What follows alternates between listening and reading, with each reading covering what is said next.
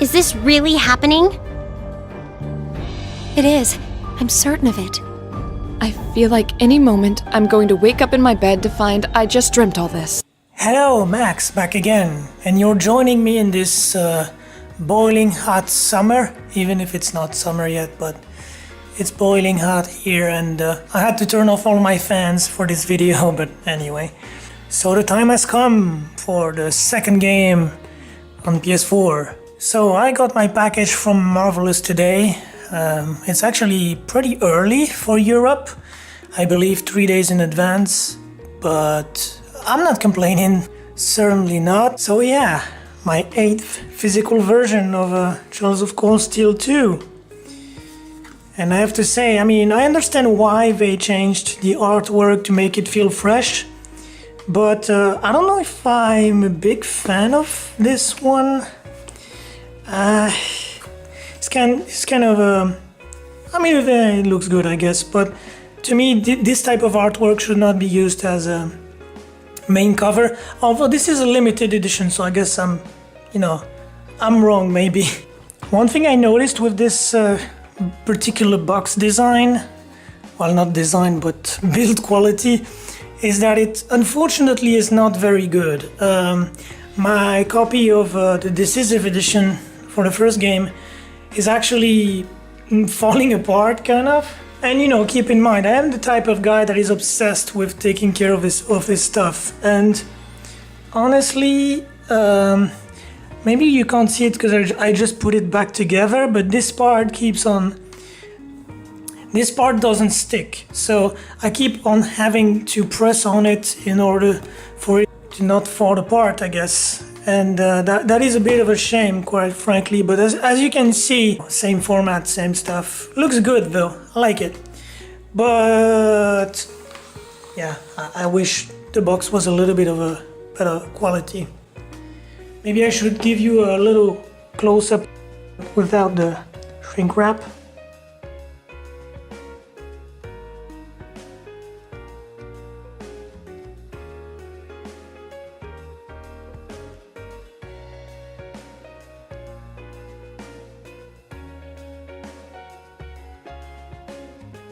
Let's get the content out of the box, shall we?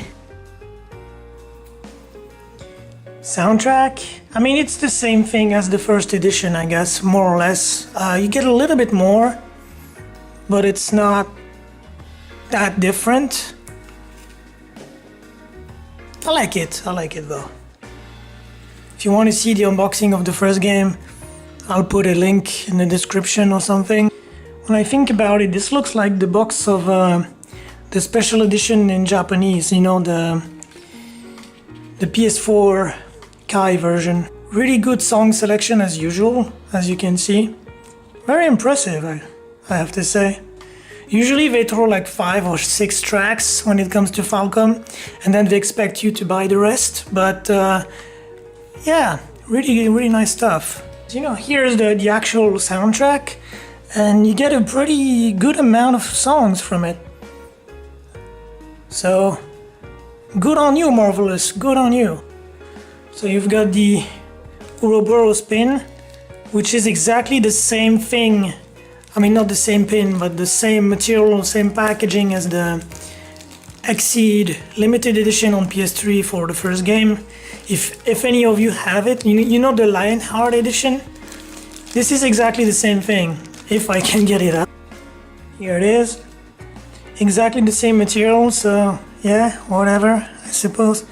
I mean, it makes sense. Exceed is part of Marvelous Europe, so, I'm not surprised. But yeah, same material. I prefer, honestly, so far I prefer the Decisive Edition. The coin was more worth it. And then you got the cards. I'll show them to you one by one. The back.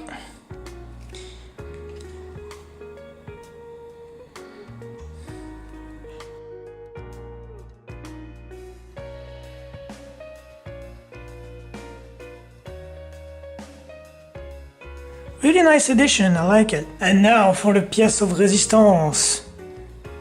And yes, I get a free pass for saying this because I'm a native French speaker. As if it wasn't obvious. Man, this Steelbook is as gorgeous as the first one, I have to say. Except this one is you know, Rince's Bondo or something, I don't know. Crow.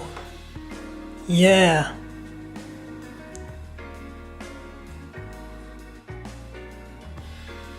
I really love it. I'm a sucker for nice looking stuff, so let's open it. So, like the last time, you have the manual, which comes with the same stuff. I believe it has the Elisa Crash Course manga at the end, which is hilarious. I love it. I mean, I love Falcom Gakuen, so... Oh, crap. Okay, no, it's good. I love Falcom Gakuen, so, you know. Where is it? Should be right at the end. Yes. Yes, here it is. So, I mean, I'm not gonna show it actually, but I'll breeze through it, I guess. Yeah, really funny stuff. I love these kind of details, you know. You know, the disc is nothing special. Looks nice though. And here is the actual illustration that you would see on the Japanese limited edition or the normal box in the West. Looks really good. So now that we got this all unboxed, let's put it back together. And as a little bonus, I figured maybe some of you might be interested in seeing my Cold Steel 2 collection. I showed my Cold Steel 1 collection in the previous unboxing, so I'm not gonna show it again, but here it is, yeah. I also bought the Japanese digital version of the PS4 Kai, and it came with a theme. Let me show it to you. Same deal as Cold Steel 1 Kai, I mean Sen 1 Kai in this case. And here it is, with Blue Destination as the theme, with Blue Destination as the music. Yeah, pretty nice theme. Kind of basic, like no custom icons or anything or animations. But I like it. That's actually a reason why I bought this version digitally back when it came out on the Japanese PlayStation Store. It also came with avatars, and that's about it really.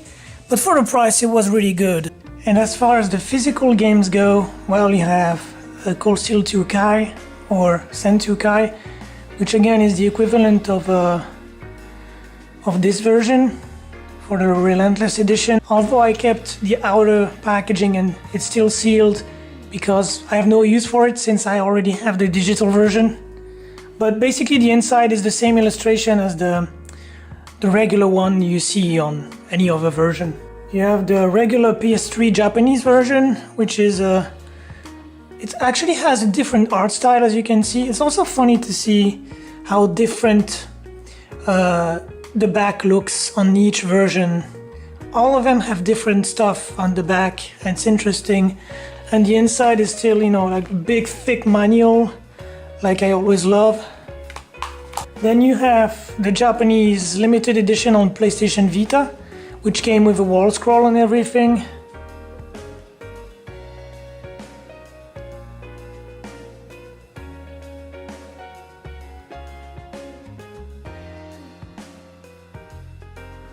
And also a drama CD that I wish they included those drama CDs with the Relentless edition and Decisive edition. It would have been a nice bonus in my opinion, because okay, it's in Japanese and not everyone wants to play in Japanese, but still you could put subtitles or something and, you know, release it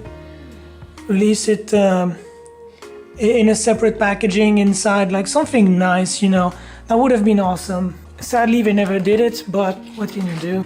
Then I have the American version by Exceed, and also I think it looks different again. And then the European version by Nisa. Yes, this is not a joke again. Especially now with Nisa localizing Sen 3, which is awesome in my opinion, is gonna come out in French. Again, I know I'm repeating myself like an old record, but yeah. I don't get why people get so worked up about this, but you know, same team on the same game. We have everything. I think Nisa is really improving, so I don't have an issue with it at all. And something I want to point out about these two versions is that if you look at this, the Exceed version has a thick manual and the Nisa one doesn't. I find it very interesting. I don't know why, but I mean, it's a detail. But still, that's interesting to me. And then I have also the Vita version by Nisa in Europe. Here it is, same back. So all the Western versions have the same back, but the Japanese versions don't. So yeah, I think that's about 8 copies. And of course, as you can see, the soundtracks, as I showed earlier. So the Sen 2 soundtrack, official soundtrack, which got damaged in transit when I bought it, sadly. And my favorite Super Orange album, probably ever. I'm waiting for the East 8.1 to arrive because, well, it took a while and supply is not very sufficient, apparently. And you have a Sen 1, of course. Missing Sen 3 and 4, but I don't know when I'm gonna buy them and if I'm gonna buy them, since, you know, it's not really worth it with custom fees and it's a lot of money, you know. I can listen to those songs digitally anyway, and I prefer on CD, don't get me wrong, because the quality is way better. No matter what people say, like, CD is just better for that. And you can rip the CD into digital formats, and you got the best of both worlds. Wow, yeah, that is full. I think that's the best I can do now. But it looks pretty good, I like it. And yes, I do have Zero and AO and stuff here at the bottom with Tokyo Xanadu East 8, other things. Yeah, Sen 3 calendar, which is obsolete now, obviously. So of course you have that, and so you've seen the games already. I guess when it comes to Cold Steel 2, I also have the Magical Elisa official world scroll. Here you can see the Cold Steel 2 logo in Japanese. The Dakimakura, obviously, that you've seen a billion times. The Sen 2 figure of, again, Elisa. I also own the official Magical Elisa light novel, which I am translating in French, actually, based on the English translation of a friend. But yeah, pretty awesome. I like it. I don't know if any of you have seen this, but yeah, pretty hilarious.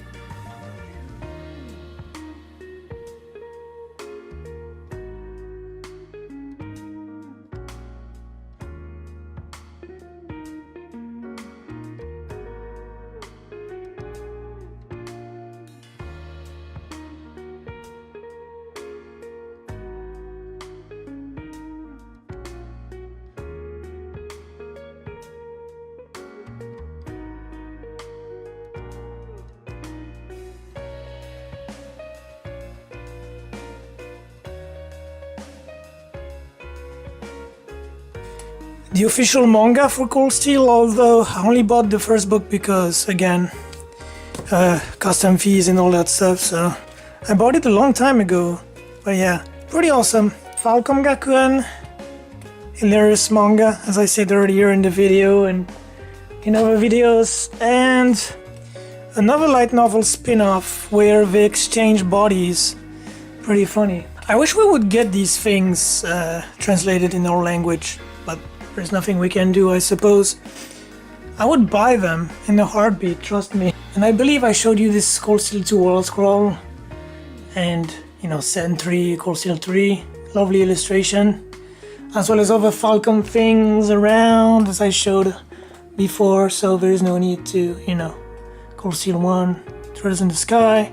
Anyway, I believe that is most of it. Boom, back in their place. I also have some art books here, like the Trails in the Sky to AO, I believe, and Cold Steel 1 and 2. This one is very relevant for this video, I believe. So, yeah, official artworks. I'm not going to show it because, I mean, I could, I guess. I'm just gonna show you a little bit, but yeah, it's awesome. Like, you get every single piece of art in big format. That's awesome. Even like the first, like, you get the drafts, and then like you get to see characters go from a draft to another and then evolve into the final version. It's pretty awesome, really. I'm waiting for a towel of this illustration, actually, which is supposed to arrive this month with the East soundtrack. But yeah, pretty awesome, I have to say.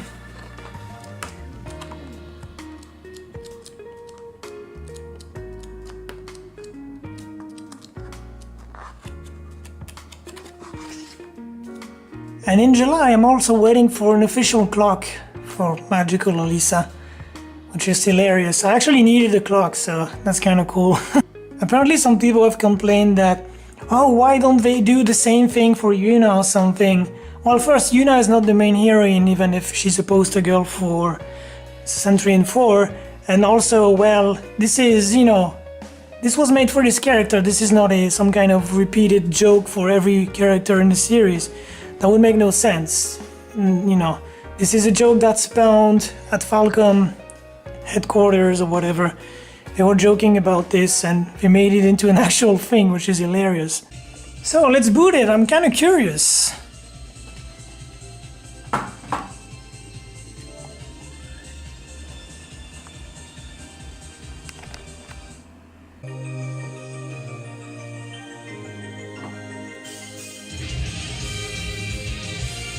We know the opening. Oh, transfer, yeah.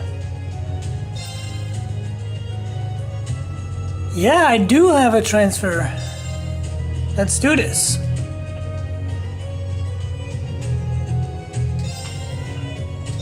Oh, that's the final dungeon right at the end. Well, spoiler! Now that's better. Anyway, I hope you enjoyed this little unboxing, and I'll see you in the next one. Thanks for watching.